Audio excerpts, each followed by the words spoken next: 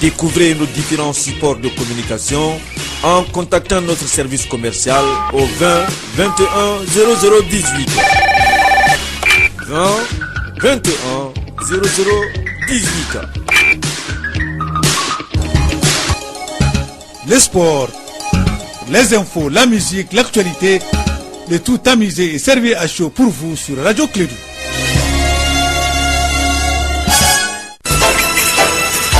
Radio Clédou, le journal avec Sotelma Malitel. Mesdames et messieurs, fidèles auditeurs et conditions de Clédou sa matinale, nous sommes aujourd'hui lundi 27 mars de l'an 2017, il est 7h en temps universel. Bienvenue à vous tous et bon réveil. Agréable semaine qui commence pour l'ensemble du peuple du Mali. On vous demande unité, prospérité, sincérité et surtout paix. Alors, il est là, il s'appelle Aruna Ba, il aime la paix. Et c'est dans la grâce d'Allah qui va vous présenter le journal de ce matin. Aruna, bonjour, bienvenue et très bonne semaine à toi. Merci Abdoulaye Andan, bonjour à tous. Bienvenue dans cette première édition des Clédou Actualité. Parlons d'insécurité à quelques heures de l'ouverture officielle de la conférence d'entente nationale. Ce week-end, 6 personnes ont perdu la vie dans des attaques à Ouelessebougou et à Gao.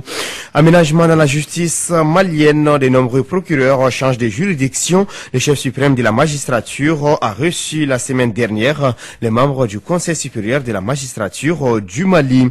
26 ans après la naissance de la démocratie malienne, quelles sont véritablement ses forces et faiblesses? Vous aurez des éléments de réponse dans cette matinale avec les acteurs de l'avènement de la démocratie au Mali. On fera dans cette édition le tour d'horizon sur l'actualité internationale, enfin culture. Le festival des Sélénés a connu hier son épilogue. Vous entendrez la satisfaction des festivaliers en fin de cette édition. Voici pour vous les principaux titres. Bienvenue à tous.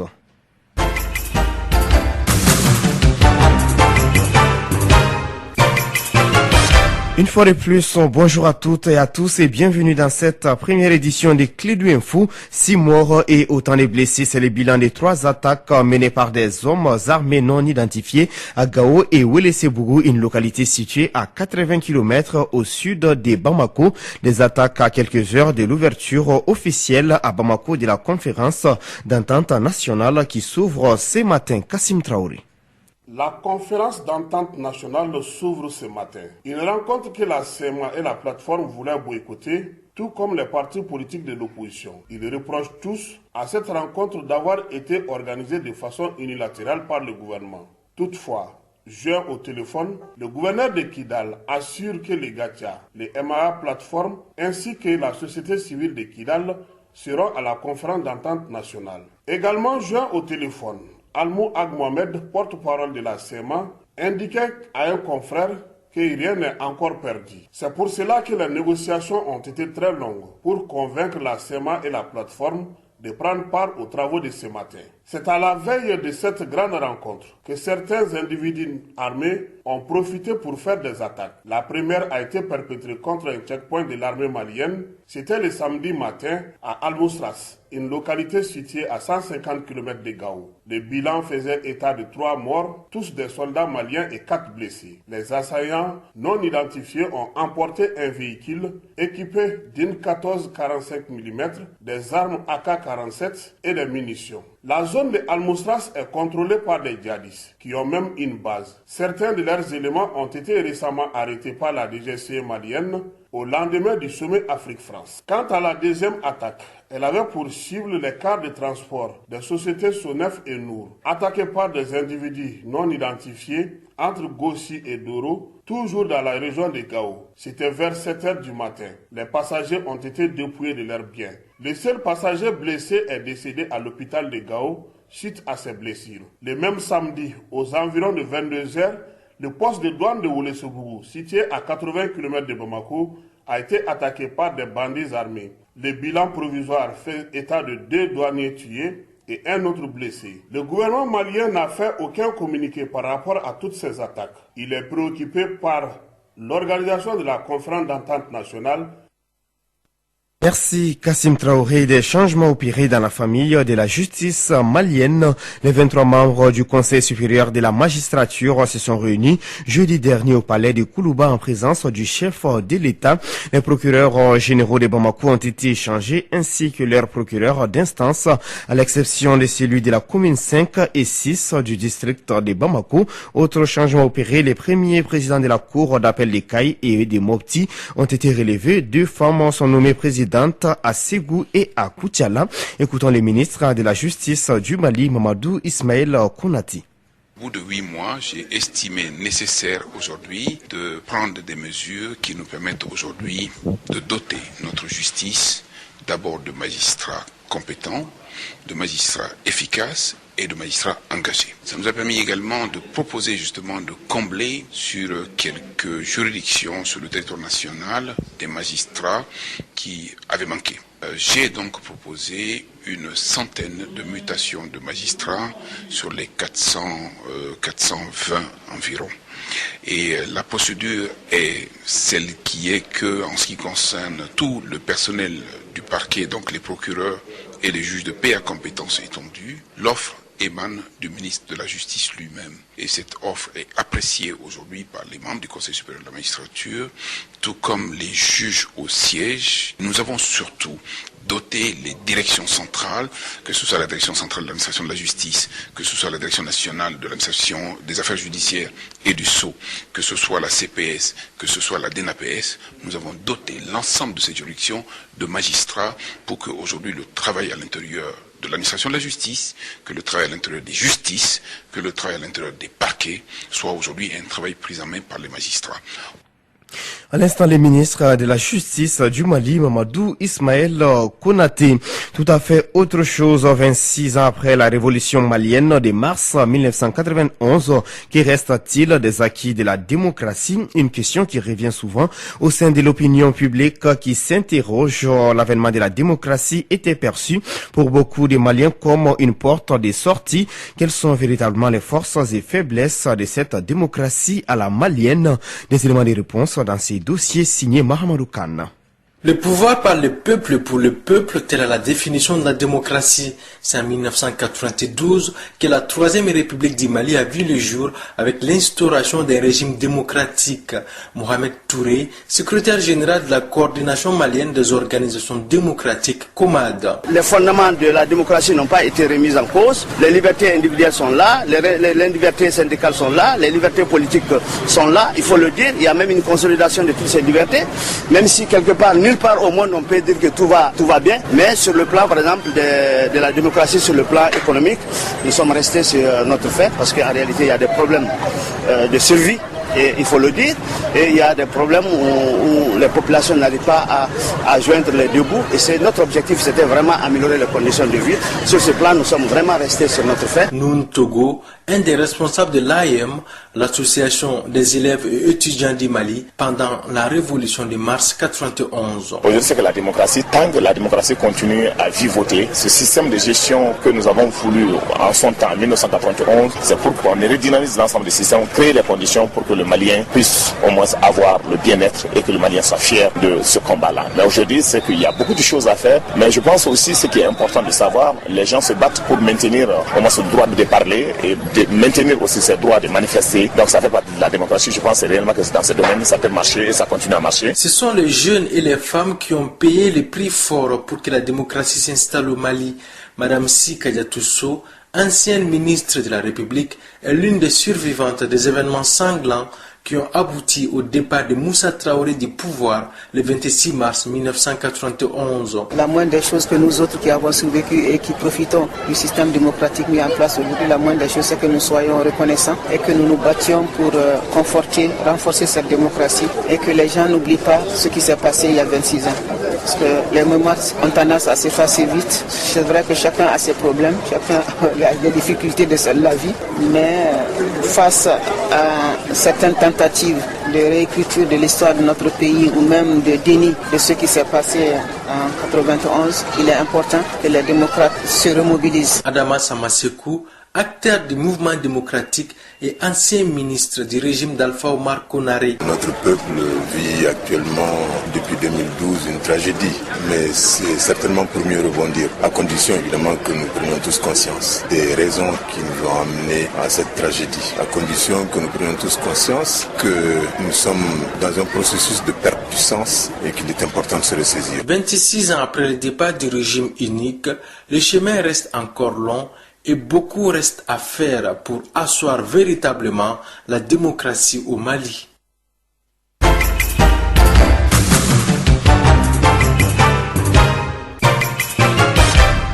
Une tribune d'expression pour les jeunes entrepreneurs maliens, les FEJ, Forum économique des jeunes entrepreneurs, s'est tenue vendredi et samedi à Bamako, une première réussie pour les organisateurs de cette rencontre qui vise à donner des vrais outils aux petites et moyennes entreprises à travers l'accompagnement des jeunes entrepreneurs. Débat, exposition, distinction, ce sont quelques temps forts du FEJ 2017. Mahamadou Khan.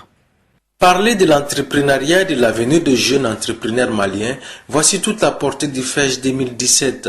Bientôt, une organisation de jeunes patrons sera mise en place au Mali. Une convention a été signée dans ce sens par le SEMA, l'ANGEM et Prestacom. Cheikh Oumar Soumanou, président de la commission d'organisation du Forum économique des jeunes entrepreneurs. C'est elle qui va représenter l'ensemble des jeunes opérateurs économiques de moins de 40 ans. Comme je l'ai dit, à l'image du CNPM et du REAO, il y aura un secrétaire permanent qui va répondre aux thématiques, aux problématiques auxquelles les jeunes sont confrontés à travers des activités qui sont désormais celles du forum. Mais aussi, l'organisation des jeunes patrons va pérenniser ce forum-là. Parce que nous, cette initiative a été faite parce qu'il n'y avait pas d'organisation des jeunes patrons, mais à la signature de la convention maintenant, l'organisation des jeunes patrons sera une réalité, va faire des activités et va se prendre en charge. Moussadek Bali, vice-président du REAO, le réseau des entrepreneurs de l'Afrique de l'Ouest. Quand vous voulez aller d'un point A à un point B, l'essentiel c'est de prendre la route. Donc maintenant, ça y est, les jeunes ont pris la route et je pense que ce forum sera pérennisé. Il va attirer de plus en plus de monde et surtout l'organisation qui a été annoncée aujourd'hui, l'organisation des jeunes entrepreneurs, sera pérennisée et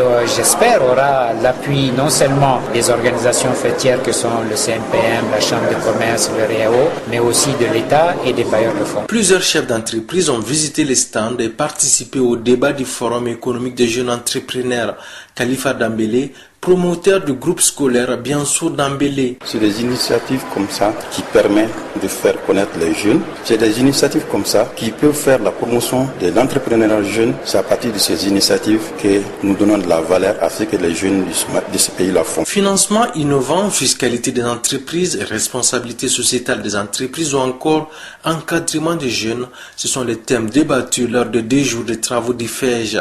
Des recommandations à l'endroit des autorités, une soirée gala dénommée Tapis Rouge pour récompenser les meilleures entreprises jeunes de la place ont été les derniers actes de ce premier forum économique de jeunes entrepreneurs.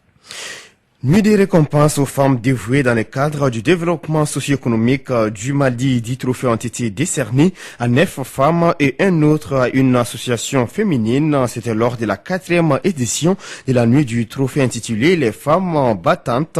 Elle était organisée par l'Alliance des patronnes de la presse écrite du Mali en collaboration avec Renouveau TV. La remise des prix a eu lieu vendredi à la maison de la presse de Bamako. Fanta Diakité, compte rendu.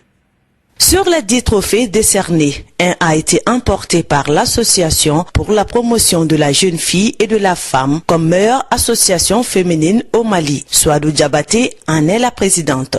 Ce trophée-là est venu à point nommé. J'en suis très ravie. Vous savez, il y a une petite histoire. Toumani vient d'avoir le Grammy Awards en février. Sidikiba, mon père, il vient d'avoir 2 trophées. Moi, le 4e, ça fait une histoire pour la famille. Et j'en suis très ravie. Ça ne fait que traduire ce que je fais. Cette soirée du mérite et de la reconnaissance vise à récompenser la bravoure des femmes dans différents secteurs d'activité où elles évoluent. Traoré Dado Kamara, présidente de l'Alliance des patronnes de la presse écrite du Mali, APPM. Comme d'habitude, on prend 9 femmes et une organisation de femmes qui œuvrent pour la promotion de la femme et de l'enfant. On a 2 critères principaux qui est d'abord celle qui évolue dans des domaines où il y a peu d'hommes et celle qui évolue, qui travaille dans l'homme.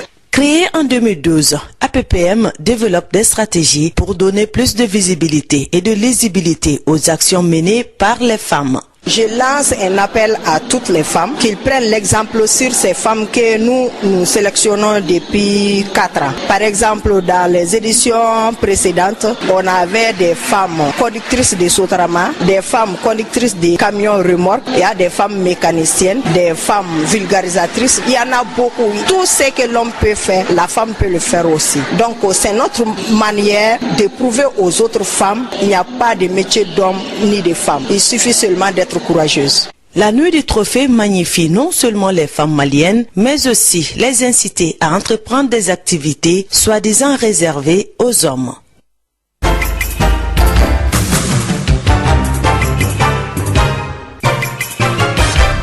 7h15 dans notre studio actualité internationale au Maroc. Le nouveau premier ministre Saadedine El Othmani a annoncé être parvenu à former un gouvernement de coalition après 5 mois de blocage. Dans les tractations, le roi Mohamed VI avait nommé le 21 mars dernier le numéro 2 du parti Justice et Développement en remplacement d'Abdelillah Ben Kiran. Premier ministre sortant, la coalition ressemble de très près à celle formée il y a un peu plus de 5 ans à l'issue de la première victoire historique du PJD en 2011. En Algérie, l'armée a assuré dimanche 26 mars avoir tué 2 dangereux islamistes dans la nuit de samedi à dimanche dans la région de Constantine.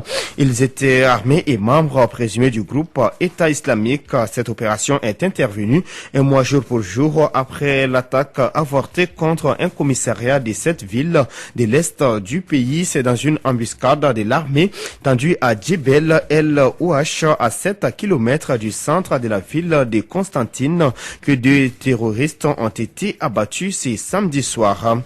Les enquêteurs sud-coréens travaillant sur les retentissements scandales de corruption qui a entraîné la destitution de la présidente ont annoncé lundi qu'ils allaient demander son arrestation. Moins d'une semaine après sa longue audition pendant des mois, elle avait échappé aux poursuites grâce à son immunité présidentielle.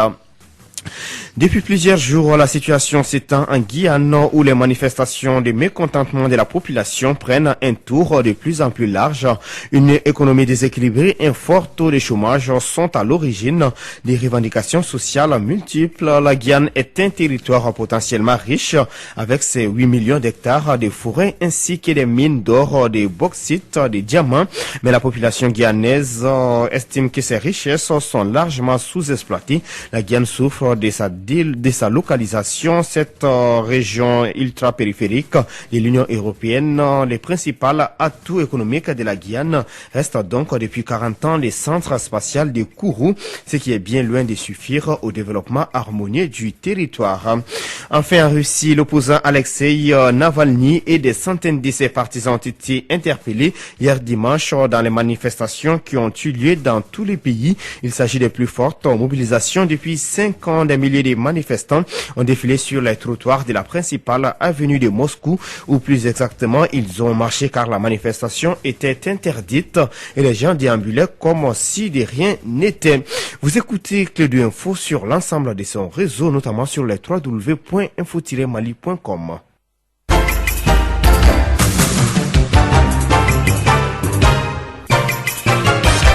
Sur les plans locaux, la 6e édition du Festival international des Séléniers a fermé ses portes hier dimanche.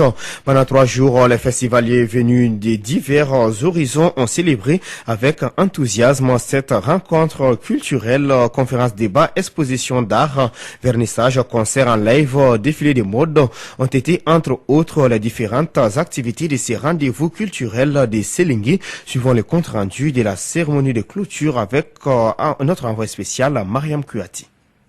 Le concert aussi se passe bien, il y a des bons artistes, le concert là c'est une bonne idée. Le matériel de cette année, il y a plus de performances et ça j'ai beaucoup aimé, et le public aussi. J'ai aimé surtout les artistes, le concert et tout. J'ai surtout aimé la ville. Coucou Dembélé, artiste et musicien. Vraiment j'ai trouvé une évolution. Les Master Soumis, on voit que les choses s'améliorent au niveau de la sono, même au niveau de la mobilisation. Voilà entre autres les différents points de satisfaction des festivaliers venus de tout horizon pour célébrer cette 6e édition du Festival international de Selengue Urban, Musique et Mode qui s'est tenu durant ce week-end. L'administrateur général du festival, Ibrahim Koulibaly, dit ici, nous parle de la particularité de cette année. C'est la qualité de nos équipements, que ce soit la boîte de nuit, l'équipement installé, c'est un équipement de qualité, que ce soit sur le site du concert. Vous avez vu le podium que nous avons installé. Donc, si ce n'est pas la première, en tout cas, c'est parmi les premières installations pour abriter en tout cas un événement de cette taille. La paix et la réconciliation, c'est le thème qui était au menu de cette 6e édition. Selon les organisateurs, ce thème cadre avec la situation actuelle du pays. Aujourd'hui, la préoccupation de chaque Malien et de chaque Malienne, c'est pouvoir retrouver la paix. C'est pouvoir se réconcilier avec son frère ou sa sœur, qu'elle soit blanche, noire, qu'elle soit Bozo, Bambara, Peul, c'est-à-dire nous sommes les mêmes. Ce tissu social a été ébranlé par une crise. Nous, en tant que Maliens organisateurs de ce festival, nous faisons de ce festival un moyen, un vecteur, en tout cas, pour la paix et la réconciliation nationale. Durant ces 3 jours, plusieurs activités étaient au programme, entre autres des conférences-débats qui ont porté sur la sécurité routière, dont l'objectif était de sensibiliser le maximum de personnes au port du casque et le respect de la circulation. Des expositions d'art, des vernissages ne sont pas restés à marge de cette rencontre culturelle.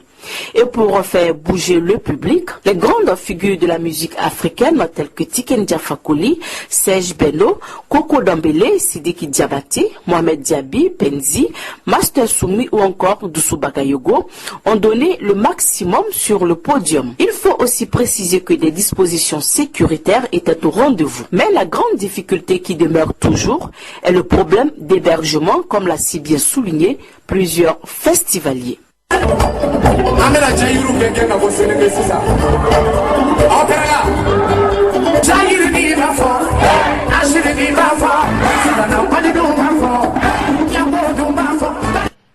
Merci Mariam Kouyaté pour ces plaisirs musicaux et c'est sur ces notes que s'achève cette édition, la première des clés de l'actualité. Merci à vous de l'avoir suivi. Présentation à Runaba avec la complicité technique de Abdoulaye Andan Djitei.